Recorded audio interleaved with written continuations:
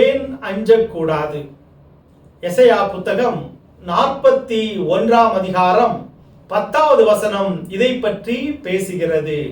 அஞ்சாதே, கலங்காதே, நான் உன் கடவுள், நான் உன்னை காப்பாத்துறேன், நான் உன் கூடவே இருப்பேன் சொல்லி ஆறுதல் மொழி சொல்கிறார்.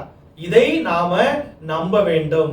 நம்முடைய வாழ்க்கையில பயம் அப்படின்னு ஒண்ணு வந்துச்சுனாலே நம்முடைய உள்ளம் துடிக்கிறது.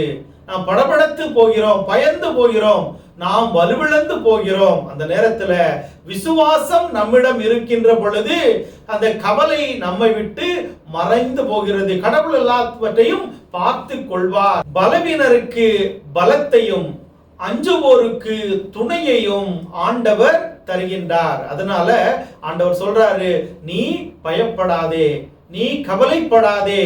வாழ்க்கையில பயம் வந்தா நாம எல்லாவற்றையும் மறந்து போகின்றோம், கடவுளையே மறந்து போகின்றோம். ஏன்னா நாம் ஒவ்வொருவரும் பலவீனர்கள்.